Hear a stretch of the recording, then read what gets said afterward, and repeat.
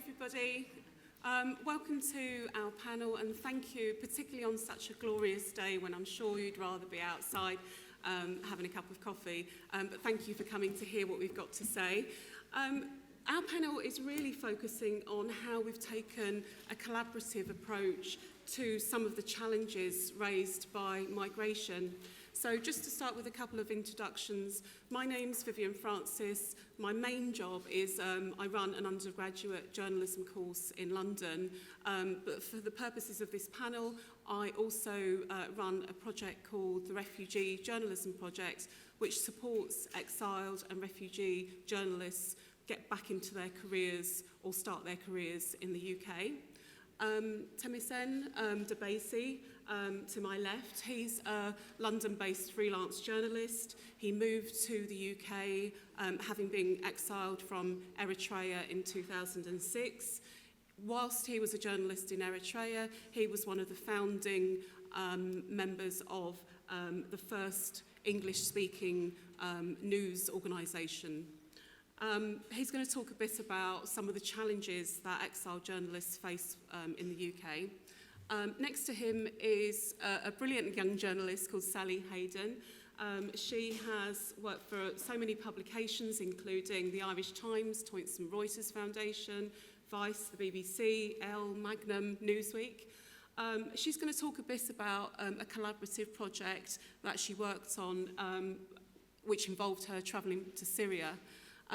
Next to Sally is Ziad Ghandour, who is another participant of the Refugee Journalism Project. He came from Syria in 2015 and he currently works at BBC Arabic, but he's also written for The Guardian and has worked on Keo Films' documentary called Exodus. Okay, just to kick things off with, I just wanted to, first of all, start to tell you about the Refugee Journalism Project. It came about because I feel very passionately about diversity in the media industry and issues around representation. And I felt around 2014-15 that there were voices that were missing from the conversations within the media around what was happening in terms of migration. I was doing some voluntary work with an organisation, and I was meeting a number of really experienced refugees and asylum seekers who didn't have the opportunity to actually produce professional journalism and get paid for it in the UK. So I kind of thought about what we could do to actually try and shift that position. And so working with a charity that supports asylum seekers and refugees, we did some research into what were some of the barriers that these groups were facing, and I'm sure you'll hear more from my colleagues in a minute. But in terms of what we were able to find out, it was things like the lack of a network. Anyone who's tried to find a job in journalism knows that it really, a lot of it's about who you know. And so they're finding it difficult to access those networks. But also where there is a formal application process, some of the application process was quite complicated. But also there was a low value given to their qualifications. So some employers felt, why should we go to the efforts of verifying and translating qualifications when it's easier to hire a local person? One of the other challenges was that where they were offered work, it was to tell them about their refugee experience. What was your journey over to the UK? It was focused on those elements rather than, the expertise that the person might have had in other areas. And also that the level of English required to do journalism, there was a bit of a gap for some of the people that we interviewed. And I think one of the biggest challenges in the UK is there's an expectation that when you're trying to break into the industry, you work for nothing, and that's not fair, and it's not appropriate, and it's a big barrier. So we thought about some of the things we could do to address some of these challenges, and what we came up with was a series of activities. The first was to organise workshops that address some of maybe the gaps in the knowledge, the gaps in the understanding of how the UK media industry works.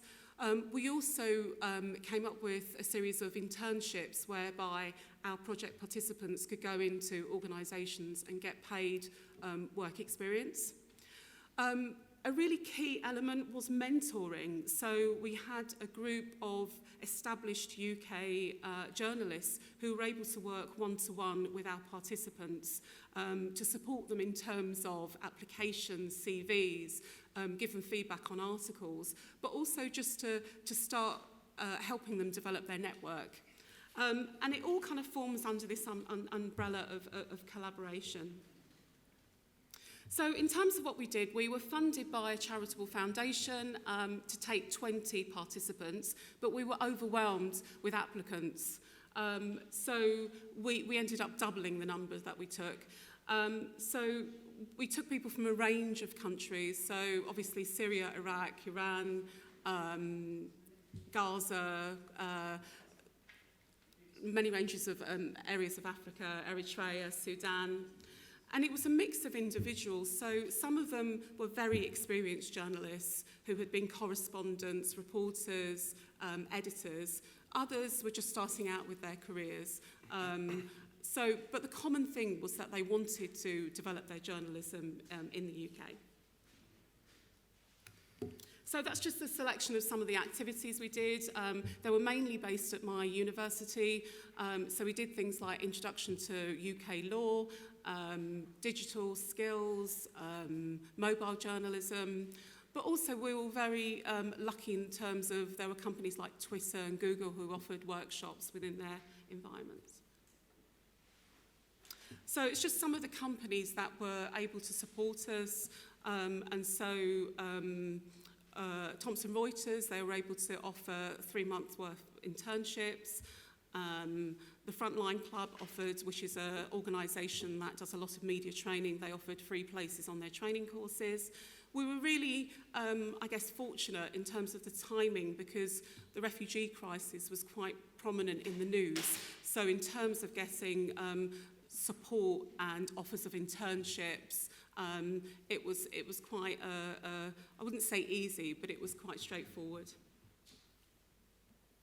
So you'll hear from other project participants in a little while, but I just wanted to highlight one young man from Syria who is Abu Wahab Tahan, because his case is really typified what the problem was. And so he was a very experienced young man, very well qualified, really good English, really good knowledge of his region. And he had applied for something like 100 posts, and they were, at very junior level, so it wasn't a case of that he was applying for things that were beyond his remit, but he was getting nowhere. And so what we were able to do, we paired him up with an organisation, a non-profit organisation that investigates civilian deaths due to airstrikes in Syria and Iraq.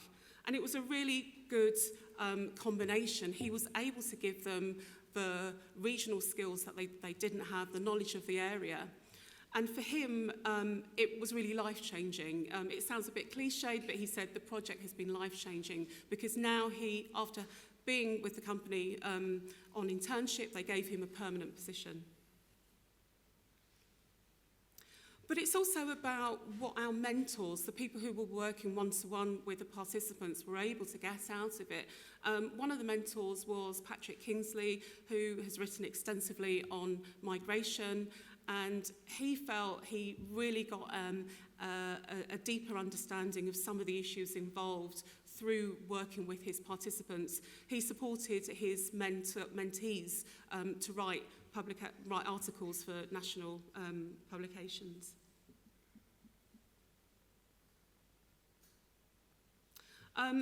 As I mentioned at the beginning, I'm also a lecturer, so it was important for me in my role as educating the new generation of journalists to be able to integrate my students within the project. At the time, I was getting so many requests for our students to go out to Calais to cover the migration crisis. but it was important that they were able to see different ways of covering the story. And so I paired them up with some of our project participants to work on a series of different projects to get a different understanding in terms of their journalism. It was also important for us to have a very outward-facing side of the project. So one of the things we did towards the end was to organise an event which comprised of an exhibition which kind of hosted some of the work that, the documentaries that had been made over the series of, over the life of the project, but also some photography work. So one of our participants was from Sudan, and while he was working as a photojournalist, he took a series of photos of the Nile. And then when he was in the UK, he went to the Thames and took a series of images of the Thames River and was able to create an exhibition of his work. But we also had a debate which tackled some of the real kind of issues in terms of representations of migrants in the media. So I just want to play a short video which kind of sums up the projects and what we were trying to achieve.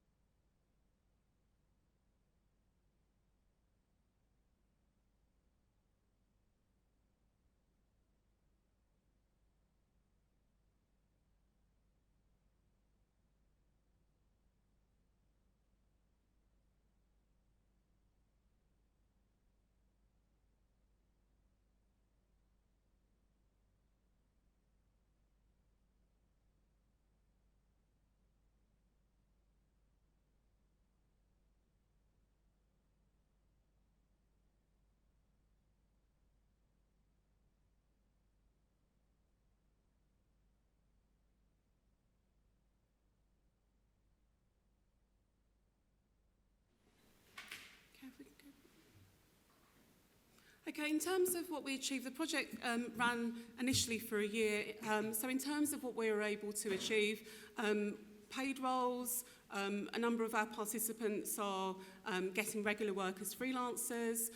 For some, the challenges were different. So just being published in the UK for the first time was a great achievement. They're getting called in as experts. And some have decided to use it as a vehicle to further their studies. But also, broader than that, it's about instilling confidence and that sense of belonging and having a new home. Just in terms of the publicity and, I guess, the impact the project has had in that area, we were I guess we're constantly being approached for media interviews, so it's really good in terms of getting the message of the project out on a kind of a global scale. One particular article stands out. The UN Refugee Council wrote about us, which was amazing. So just in terms of where we are now, we've just received news that we have got funding to run the project for 2 more years. And in terms of the UK, it was very much a London-based project. So the idea is to just grow it beyond London into other regions. I'm also working with a couple of universities in Europe to develop the similar sort of project, but in different subject areas. So I'm going to hand over to my colleague who's going to talk more about his experience as an exiled journalist operating in the UK.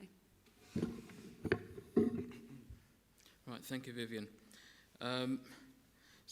Like Vivienne said, I'll be speaking on exiled journalists and the difficulties they face in terms of getting a foot in the door in mainstream media in the United Kingdom.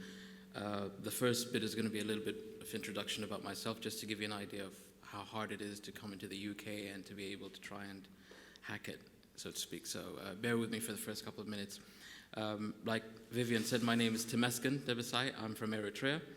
And in 1998, after graduating from university, I was one of 4 people that were involved in setting up the first ever English-based television program. So it started off as a 15-minute news segment daily, Monday to Friday. And we kind of grew it from there to introduce talk shows, entertainment, reportage, and interviews as well. So when I was in Eritrea for the next 8 years, I worked in my capacity as a presenter, as an editor, as a producer, as a director, including a film editor. So I've kind of like touched on every aspect of multimedia journalism. And then I came to the United Kingdom. Leaving Eritrea was not easy because I don't know how much you got. But by the way, does everyone know where Eritrea is? Because Eritrea is just on the Red Sea coast north of the border from Ethiopia. Not everyone knows, so I wouldn't be surprised. So leaving Eritrea was not easy because there is an authoritarian government in power, the same government that's been in power since 91. And in 94, they started a national service program, which is essentially 18 months, 6 months military, and then the next 12 months were working in a government office. But that kind of changed after 97 because there was a border conflict with Ethiopia, and that became indefinite. So anyone that is of the age between 18 to 40 is kind of stuck in the military. So people that joined back in 94 are quite frankly still there. If they're alive, if they haven't fled the country, they're still in the military, getting paid peanuts, pretty much maybe 15, 20 pounds a month. No paid leave, no holidays, no nothing. So it's what you would call a modern day slavery. And no one is allowed to leave the country legally, so you can't really apply for a visa and leave the country. There's a shoot to kill policy, anyone trying to cross the border. So no one can really leave the country. So the way I left was working for because I worked for the government, I worked for the Ministry of Information. There was a work trip that came up in 2006 to go to Bahrain, and it was in Bahrain that I decided I wasn't going to go back to Eritrea. And that's how I ended up coming to the UK. Is it loud enough, by the way? So coming to the UK with the kind of experience that I had, I knew that there were going to be hardships in terms of trying to, put myself out there.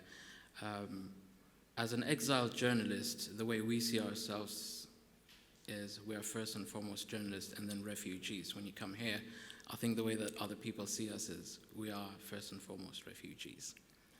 And to start with, you have to go through the entire process of settling down, getting a work permit, and that takes a bit of time. And so there's already a gap in your professional career, and you can't even explain that to the employers. And then you start approaching employers. In my case, I approached Al Jazeera, CNN, BBC when I first arrived.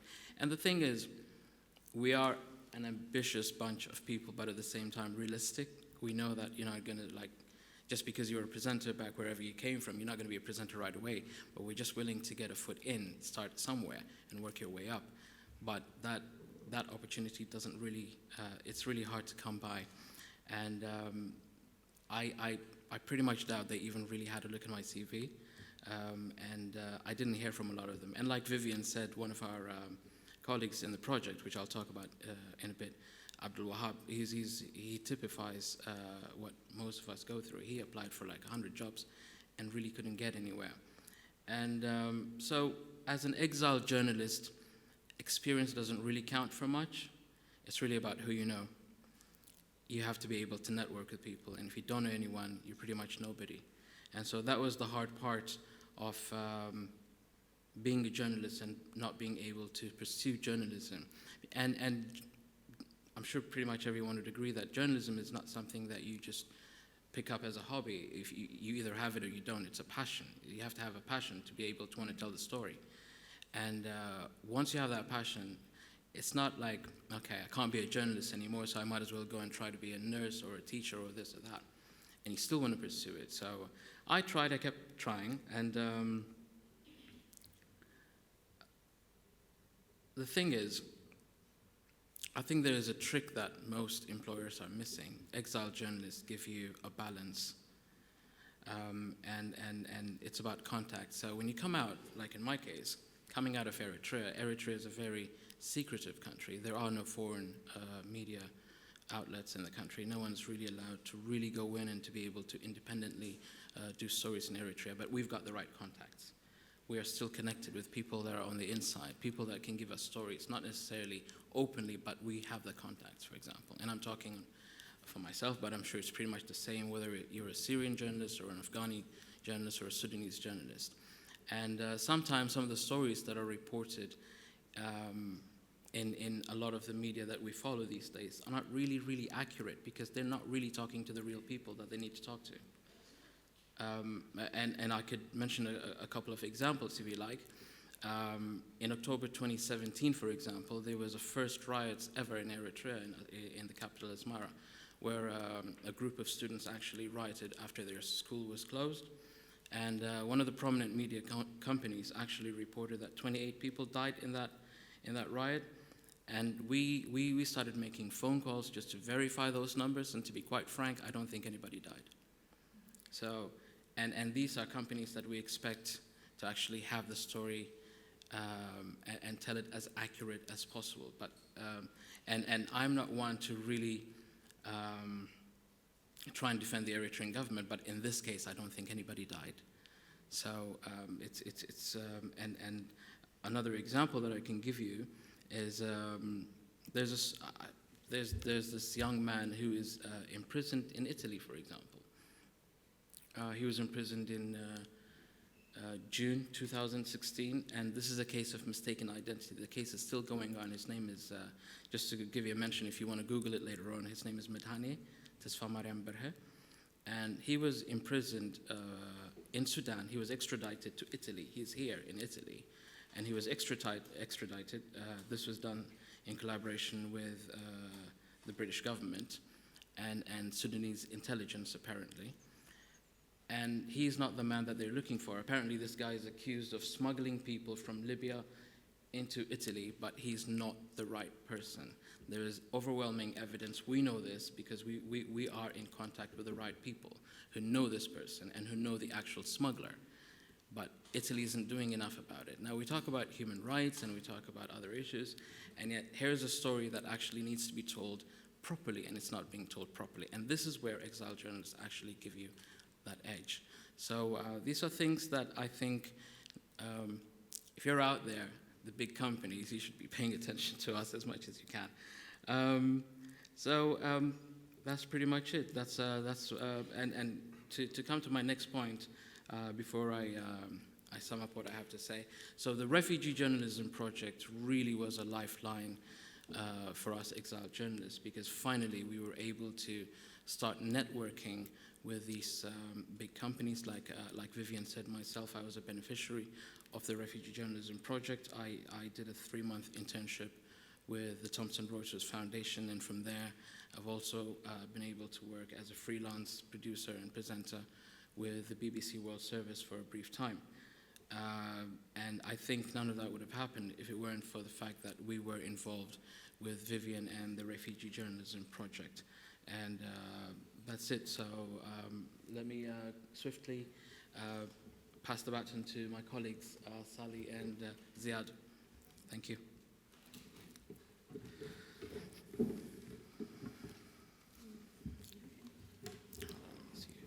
I think it's on the other side. Hello, my name is, should I go? Yeah. My name is Ziad Ghandour. I'm from Syria. I've been in the UK for 2.5 years. I would like to take this opportunity to thank Vivienne for the Refugee Journalism Project because it was really great for me. It helped me learn more about journalism and also helped me meet people that further, like later on, they gave me jobs, and it was like my breakthrough into journalism. So, after that project, I worked for Air Wars, then I worked for Kio Films, and now I work for the BBC as a researcher in the Arabic service. So we didn't actually meet through the project at all. No, we didn't. We met in Calais in 2015 on what I think was both of our first nights in Calais. Yes. So I was working at the time as a journalist for Vice News, where I was staff for about 2 years, and I went out to, we had been seeing in the news, like, oh, there are swarms of people in Calais, and they're trying to get to England, and my editor said, or he let me go anyway, I kind of argued for it, and so I actually ended up interviewing Ziad, and this was one of the stories that I did at the time, but so I'm an Irish journalist, currently freelance, but at the time was in Vice, and then we just stayed in touch for like the next 2 years, I guess, and kind of met up occasionally. And what I also wanted to say in terms of an introduction is, like, for me, being a young journalist, going out to somewhere like Calais, where at the time there were definitely around 5,000 people, maybe at certain periods as many as 7,000 people, and they were from everywhere. They were from Eritrea, Syria, Iraq, Afghanistan, Iran, and suddenly you're exposed to it's not, you can't just say refugees, all the situations are different, and it's very hard for you to, you can't pretend like you understand the nuances of every situation, so you do the best you can, but I realized quite quickly that I need to have people that I can speak to who can tell me whether things that I'm saying are right or wrong, or whether I'm getting the kind of nuances of a situation, because as a journalist who hasn't been to a lot of those countries, that can be quite difficult. Yeah. So in the past couple of months, I would say in July last year, I came across this phenomenon on Facebook. So actually, I would, I assume that most of you haven't read our article, where Sally and I wrote an article about reverse migration for Syrian refugees who are deciding to go back home. So in the past couple of months, last year, I came across this phenomenon on Syrian refugees groups, where some of them were starting to ask about how to go back home, or how to find a smuggler, or how does it work. So I was really interested in this phenomenon, and I discussed this with Sally, and you told me that we might do a research about it, and we decided on going through and do a research. We applied for a Mary Raftery Journalism Fund for funding, and they gave us a grant to do the research. And our aim was to find out, for me as a Syrian, I was really interested in finding out why would people decide to go back home after going through this journey and everything that happens along the way, and then how do they do it, and most importantly, what happens to them when they go back. So we did some research and we contacted people, and then we went to Germany because that's where most of the Syrian refugees were deciding to go back home. We went to Hanover, where we met some people, and then Stuttgart. I think In Hanover, yeah. But sorry. I was going to say between us, it was kind of a good collaboration all the way, but good in terms of Germany, because for me, obviously, I'm more experienced in terms of traveling around Europe, so logistics. I did logistics, and I also knew kind of the groups, like the refugee groups that would be helping people. So I contacted lawyers and I contacted kind of charity groups.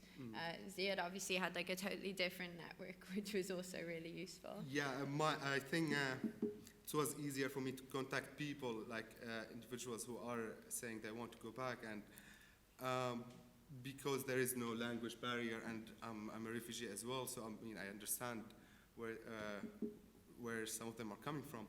So in Hanover, we met The man in the picture. the man in the picture. This is a picture of his factory in Jobar that got destroyed, and that's why he left Syria in the first place. But he was thinking about going back home because he's finding it living in Germany difficult because of the language and because he's not working, and he just thinking about going home. He didn't go home eventually. What we discovered is there are a couple of reasons why people think about going home. Most importantly is the changing laws in Germany about family reunifications, because some of the men who left, their goal is to bring their family out to safety. And when the law doesn't allow you to do that, some of them can't cope with the idea of them being in a safe place where their families are in danger. So that's a big reason. The other reason, the minor reasons, are some people find it hard to integrate and learn the language or find jobs. And then we went to Stuttgart. We went to Stuttgart. Yeah, where, again, I met some of the people I got in touch with previously, and Sally and I went and met a refugee support group where they explained the situation more for us. Would you like to talk about the group? No, it's okay. we also met this man, Senjar. So this was our big breakthrough, I guess. We were in Berlin, and we were just walking by some building that said Syria. It said something in Arabic. I don't know what it was. Something about the support for Syria. So, So we walked in and we found this man inside who said that he had someone that we should meet. It was this man in the picture called Senjar, who had actually gone back to Syria because of family reunification issues. He had traveled all the way to Idlib and then tried to get across to his family, and just found it too difficult. It was so difficult to move around, and he was threatened with, I think they said someone would behead him, like ISIS. So he ended up coming back again to Berlin, and he had spent all his furniture allowance that he was given by the German government on trying to get back to Syria to rescue his family, and then ended up homeless in Berlin. And so this is where we met him, in a cafe that he was just sleeping in, right? Yeah, and then our last stop in Germany was Berlin, where we decided to go to the Syrian embassy in Berlin. This one? And for me as a Syrian, it's problematic for me to go there. First of all, they wouldn't even answer my questions, and secondly, I might be in trouble. So Sally was the one that went on this to the Syrian embassy, and would you like to talk about it? Ziad also did a very classic journalistic trick of standing outside and smoking with the people who were standing outside. So between us, I went in and I tried to get an interview with the ambassador, who initially agreed and then called me right before I was meant to do it and said actually he wouldn't do it. But But yeah, so between us, we were both we were trying, because we wanted to give them a chance to respond, and we wanted to find out what was going on. But the interesting thing was there were people in there who were trying to go home as well, and I think without knowing that would have been a problem too. So, and do you want to explain this one? Yeah, this happened in Stuttgart. It was on the AfD election night when it was the first time a far-right party would have a seat in parliament in decades in Germany. So Sally and I went there to their celebration party to interview them, but I obviously didn't say I was Syrian. The AfD, if anyone doesn't know them, are they ran on an anti-migrant platform, kind of are using the migrant crisis as a political tool to get into power. And so they told us a lot of very offensive stuff about how Syrians are like the worst people in the world. But we thought it was important to investigate like the changing political dynamics and why people would want to leave. Like people were telling us, we feel less welcome now, and so fair play to Ziad for coming along. Do you want to? Yeah, so some of the things, as we said, we discovered that at least hundreds, like what we think probably more Syrians, were using smugglers to try and get back to Syria via Greece. And obviously the smugglers are telling them that it's going to be safe and, that they should pay money. And, that didn't end up being true. And yeah, you've said the reasons for leaving. We also came across, we were trying to figure out what's happening to people when they get back, and we heard like a lot of stories, or quite a few stories about young men who had gone back and just lost contact. And so we couldn't figure out exactly what was happening at the time. So that was important to us to try and find out. Good.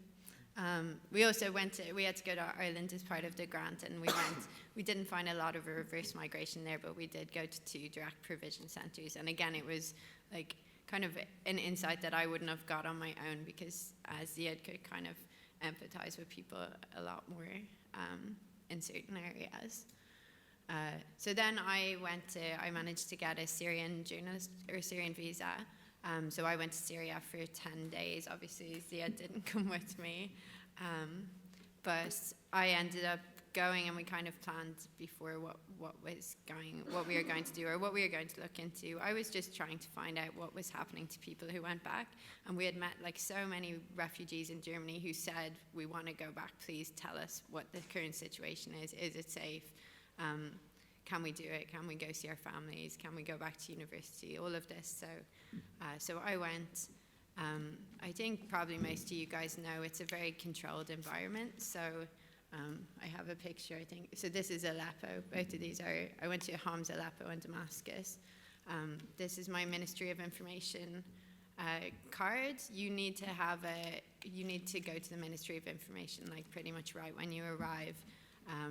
And they kind of coordinate permissions and things like that for you, and they also give you someone who comes around with you to technically facilitate, but it does mean that you're limited in terms of what you can ask people, and like I was a bit careful about that, and I also got to see, which was quite interesting for me, having been to Calais, having met so many Syrian refugees and reported on refugees, I got to see like a semblance of normal life in Damascus. So a lot of the things that refugees had told me about Damascus as well, I got to see. Like this is Umayyad Mosque, yeah. And that was actually quite nice, like, and people who had fled still said, we're glad you got to see like what, some idea of what Syria was like before, so like we're not ISIS, or like we had a life, or we have culture, all of that. So I was there for 10 days, and I was kind of not meeting anyone who had really returned. I met like 1 or 2 people who came back legally, but that was it. And what we ended up doing was Ziad posted, I think, in an online group asking had anyone gone back to Damascus, and someone contacted him and said, yeah, I went back, you shouldn't come, it's not a good idea. So we then messaged him and said, because I didn't, at the time I didn't want to post anything online, or get anyone in trouble. But I then messaged him and said, I'm in Damascus, can I meet you? And this guy very bravely said yes. So I ended up meeting him. His name that we've given him is Sami, that's not his real name. And he met me in kind of central Damascus, somewhere that I could just hop out of my hotel, so I wasn't being, it wasn't an official interview. I didn't have someone with me, like a government minder. And so he found out, he told me that he was arrested. He tried to come home to help his mother. She had to have a life-saving heart operation. He was arrested in the airport. He was imprisoned for a month, and he was tortured quite brutally. And then he was forced into the army, and he was sent to fight ISIS. And the reason that we managed to meet was because his unit had been blown up in a suicide bomb, like an ISIS bomb, and most of them had died, and he had been given like a short medical leave. And so like I saw like all his scars from the bomb, I saw his scars generally, and he said, tell people not to come back, like it's not safe, it's not a good idea, this is probably going to happen to you. So that for me was like very horrible, like pretty horrific. And also there's no way that I could have met him on my own. It wouldn't have been safe for anybody, It was only that we could organize that interview from outside through someone who wasn't attracting attention. And he said that the reason that he had agreed to speak was because he thought Ziad was a Syrian refugee considering coming home, and he wanted Ziad not to come home. So obviously we told him that I'm a journalist after that. It wasn't a lie, but he just wanted others to know about this. And so this is the story that we did. It went out in the Irish Times and Zeit Online. It ended up being like 4,600 words, so fair play to the Irish Times for letting us do that. We wrote about, smugglers who are ripping people off on the way back. We wrote about the changing political situation, problems with family reunification, and then we wrote about Sami being arrested and tortured. And he also said that his cell was full of other people who had returned from Europe. He named all the countries that they were from. So he said it wasn't just him, it was happening to a lot of people. The research also went out in Arabic, and I had many of my friends sending it to me and telling me that he did a good job. And I mean, because it is an interesting subject. I mean, many people want to know what happens to them when they go back. So that was useful to know, and that's why it got some readership in Arabic as well. And it was the Irish Times' first Arabic article, so the foreign editor had to warn the editor in advance in case he thought the site had crashed. So we got told. They might be a bit shocked in it. So we also published in German. We thought it was really important to make sure that Syrians in Germany could read it. And then I also ended up doing a follow-up. I found out that 4 Syrians who have gone back have been killed, 3 of them in military prisons. So that was important. In terms of impact then, I feel weird talking about awards because that's not what matters, but like for us, we wanted this to get as far as possible. We got longlisted for the Amnesty Print Award, nominated for One World Media Award at the moment. Definitely more importantly, it was used as key evidence in a case against the German government trying to give refugee status to men of military age.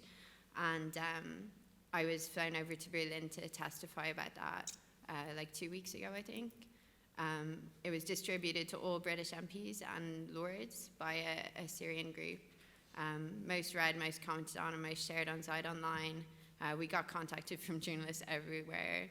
So many people wanted more information about this or wanted to be connected with people that we interviewed. Human rights groups said that they knew nothing about this. They thanked us and said they were going to launch their own investigations. As you said, Syrian refugees shared it pretty widely. And we also had refugees contacted by people who wanted to help them, which is always kind of a nice feeling. Yeah, definitely. Yeah, that's it. Okay, thank you. It's wonderful that your work's having such a great impact. So that's kind of it from us, but we're pleased to answer any questions you might have about any of the aspects of the work that we've been doing. Okay, if I start here, if you can say where you're from and also wait till the mic comes round before you start speaking, that's great. My name is Miela Fatau. I'm a student in the States. My question is for Temesghen. Sally and Ziad were talking about like reverse racism to Syria. Do you think that's possible for Eritrea? I feel like... In terms of Eritreans going back? Yeah, I mean, have you heard anything about that? Okay. At the moment, I don't think so. I do know that some Eritreans wait to get their citizenship wherever they may be and then kind of go back. And even then, it's a little bit risky because what happens is the Eritrean government, through its embassies and branches abroad, still does try and control the way that it does kind of try and instill fear into the lives of refugees. So what happens is, when you end up going to the embassy, there's actually this waiver form that you have to sign saying that you regret leaving your country and that you are willing to take responsibility to face the consequences should you ever go back. So that kind of like takes the responsibility away from the government in the event that they end up deciding whether they want to imprison you or whatever the consequences may be. So at the moment, and there are a lot of, a very good example is the fact that there are a lot of Eritreans, homeless Eritreans, even here in Italy, once they've arrived from Libya, and they're living rough, sleeping rough. And believe me, if I was one of them and I knew that it would be safe to go back home, you would want to go back home. Maybe one day when there's a regime change, a lot of these refugees will want to go back home, trust me. But right now, it's not an option.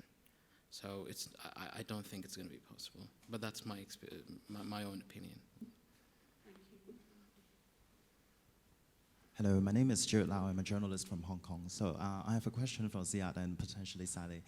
And I myself have had the privilege of visiting the Zartri refugee camp in 2013. But of course, for Asian media, it would be very difficult to arrange such kinds of visits to the Middle East to really talk to the refugees directly. So a lot of times we will have to refer our reports to international media, AP, Reuters, and so on and so forth.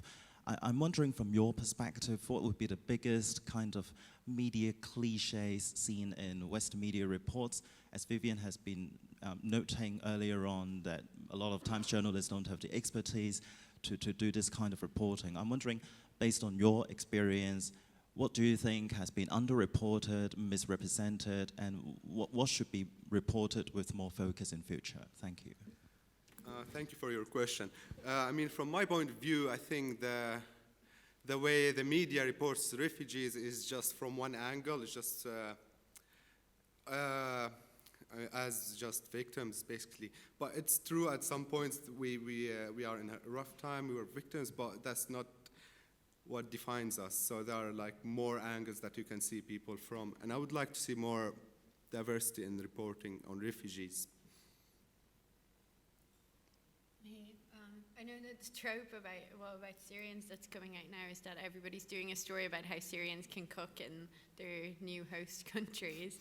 I've seen I think every 2 days you see a new story like, wow, it's amazing, like a Syrian set up a restaurant. And I think probably that's, at this stage, and they're great stories, but it's just the extent to which they're happening means that it feels like Syrians are kind of, again, being kind of, I don't know, marginalized or, obviously, I went to Syria, and that's why it was good for me because, I'm sure in the past I've been guilty of just portraying people as victims, and actually I got to see, what was, a really full, amazing society with an amazing culture, and also through Ziad, we were talking about, how there were, phrases and jokes Syrians would make that I just think that people, I just kind of think it was being strange, but actually, Ziad kind of explained some of them to me, and they're really clever and funny, and, just when you have more understanding.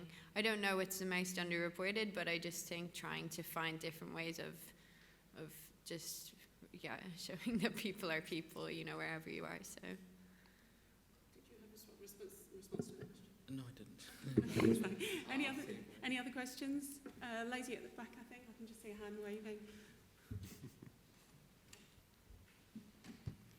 This is a question for Sally. I actually read your guys' piece. I thought it was amazing. Thank you. And I was really marveling at some of the interviews you managed to get.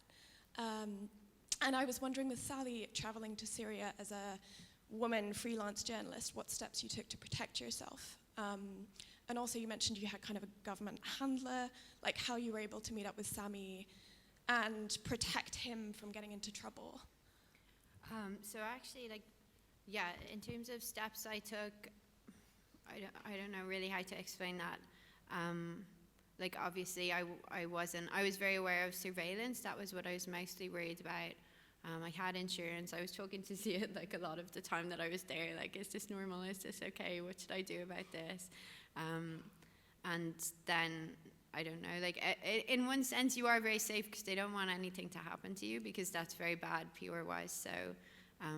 So like, I don't think that I was really at risk of, like, violence or, and I wasn't near front lines or anything like that. But yeah, I don't know. The whole time I was evaluating this situation and what I should be doing.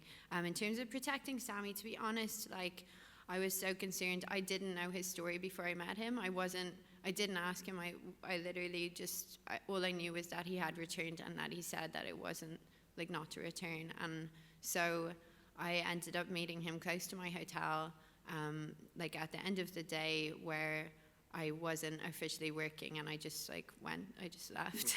And I just left and met him. I didn't know his story. I didn't know whether I'd need to protect him, you know what I mean? Obviously I wanted to, but we didn't discuss details before I met him because I thought that mostly it was the communications that were unsafe. After I met him, I was really concerned that something could happen. I do know at the moment that he is he's back in the army, and I think he is still fighting. So he's not safe from that aspect anyway, but I don't think he got in trouble as a result of our report. I think we took out an awful lot of detail. Yeah. And we felt like if we had given more detail on his case, it actually would have been more shocking and more powerful, but we had to take out a lot of detail about what he went through because we didn't want him to be identifiable. And we also removed like all online traces of every communication. Yeah. I have a question for Sally and Ziad. Obviously the research worked really well between you, but I'm wondering, how did the writing work in a collaborative way? Well, obviously she's a great writer.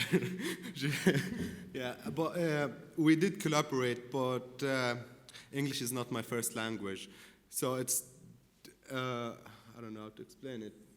I think I did most of the writing, but I ran everything by him, and in terms of, like, there were things that I wouldn't have felt comfortable writing, I think, unless he had said that he agreed. So, yeah, I think I wrote, but you read the writing, and changed some things, I think, and suggested some things. Yeah. Okay, any other questions? I think we've probably got time for just one more. Anyone has one? No? That's great. So just to say thank you to my fellow panellists for making the journey and sharing your experiences. It's really interesting to hear, and thanks to everyone for coming to our session.